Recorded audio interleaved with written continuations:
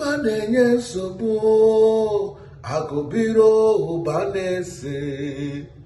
No wonder onye nwanyị jiri sanya ahụ n'ego n'anya ka ọ hụrụ ego n'anya na dị dangerous.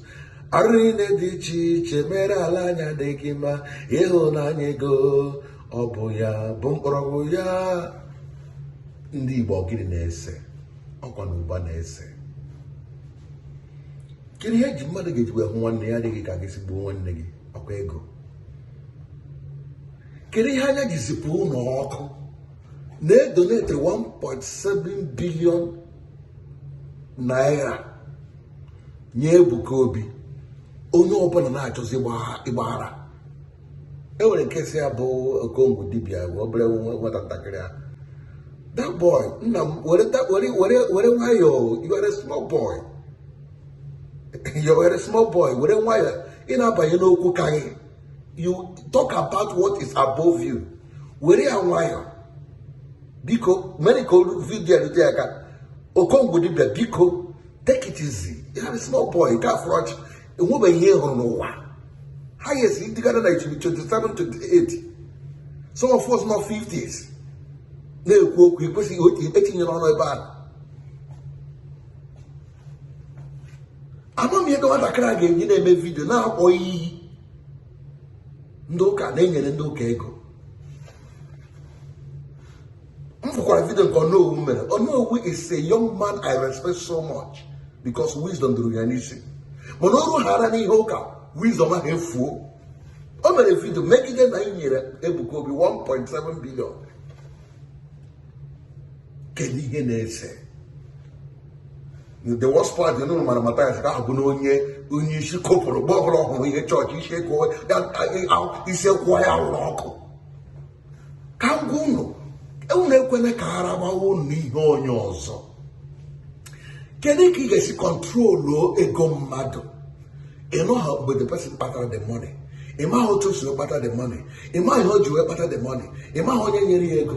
Ya spend ego ya n'ebe ọ chọrọ spend ya. Unu anọrọ n'ụlọ unu na peji unu na-akọntrolu. Oke were ga nye ka emepe indọstrị. Aka were ga mee nka isi ọdịkwa unu mma. Achọghị m ime vidio a, but I have to do it because ọ karịghị unu n'ahụ. What is wrong with you people? Problem in Oka. Imani Oka mere. Do you know the importance of Oka n'ala Igbo? One on one neighbor, enwere obodo m jere ozi, parish church headquarter now. That parish, ebe nye nwa nwetara ala m ji wee rụka free of charge. Ya wala ana haba aba. Ebe osisi nọ n'obodo n'ime ya, a na-ahapụ mkpụrụ osisi ya na-ada, ha na-asị ọmị asị ọhịa ahụ mere. They gave me the land. Ha sị na ọ na m ga-agbanwe m ga-abanye. Ekpechara m ekpere banye n'ime ọhịa ahụ ga gbuo osisi. Mgbe m gbuziri osisi timba, ndị obodo arọshia bịa buru timba ree because ha chere onye gbuo ya na ọhịa ga-anwụ. Abanyere m di ya gbuo na osisi pụta. E nwere obodo m gakwara the same time for osisi ka m gara gbuo ebe onye dibịa nọ na-ahụ picture ya now. I brought it down. And onwe ihe mere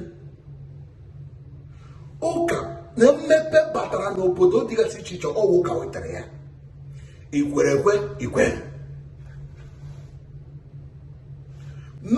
Today na-ekwu okwu na a ga-arụrụ gị indọstrị, a ga-arụrụ gị factory. Ọwụ na ọwụhụ ụka bụrụ agụmakwụkwọ wee bata, ị gaghị ama na ekwesịrị ka agụọ indọstrị, arụọ indọstrị. You will know. Ama many people, ọwụ ndị ụka sponsor ha aga ụlọ akwụkwọ dị elu. Many people. Kedu ihe na-agba oge obi n'ịnụ maka ụka?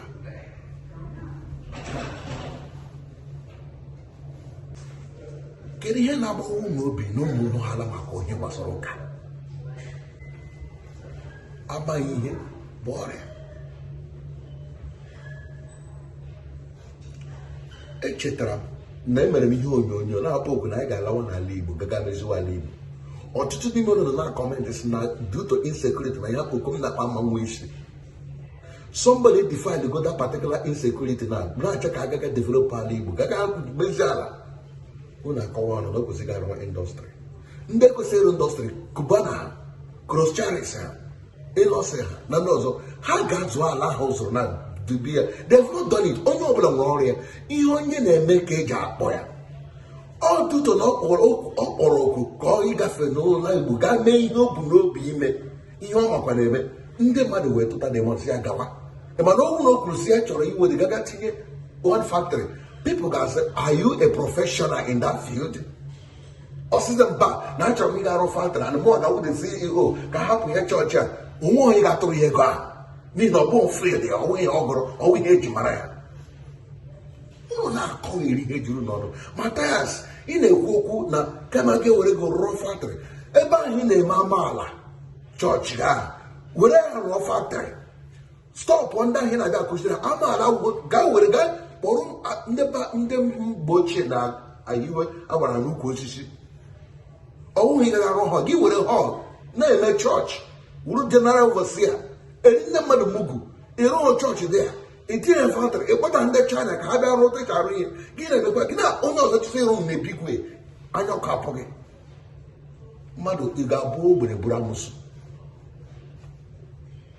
ire otu mkpụrụ trọk gị show na Facebook no development no ya na-arụ ọgwụ very fine and good onye ọbụla nwere etu o si enweta nke ya I must not do it in your own way factory nwere ọrụ nke ya factory nwere business nke ya factory nwere ọrụ nke ọ na-arụ ụka nwere ka ọ na-arụ gbarakwa na ọgwụ unu nwụọ ka ihe karịrị unu hapụ iri isi unu ịma ihe gbasara chọọchị na-agba nkịtị onye ọbụla na-eme ihe sọrọ ya n'ihi na a gwara isi na hapụ Chineke ọ bụ mana oge eruo ego mgbe ndị chọọchị ga-eji aka abụwazi ọba ama m gasị ihe abụ Baịbụl ya time will come by the time a ga-anwụrụ mmadụ tupu ya n'ụlọ mkpọrọ dewe ya dị afọ si ya let him not come back all correction ya wụọ ya n'ala jee pak unu gara kpọrọ sọ onye n'isi n'aha ndị dibịa akwa onye ụka gbapụta ya on that level time will come anwụrụ unu tụbaga that place ndị ụka join aka nwụrụ unu tụbaga ebe a you will not see the day until you get there chegharịa nabata Christ you will not come out.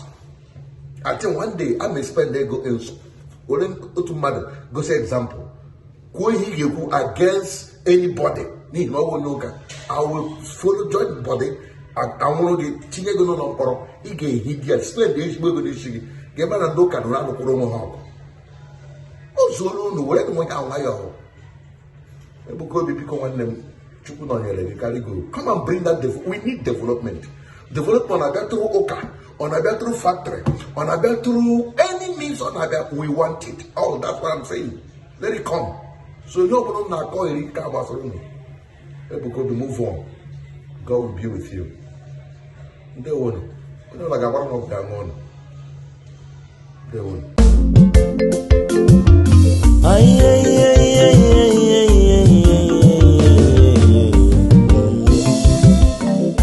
if you no get information you are already deformed why not go to your YouTube Ebuka TV you want am for Facebook Ebuka TV Instagram and Twitter Ebuka TV abi you want am for TikTok Ebuka TV abi na WhatsApp you want am Ebuka TV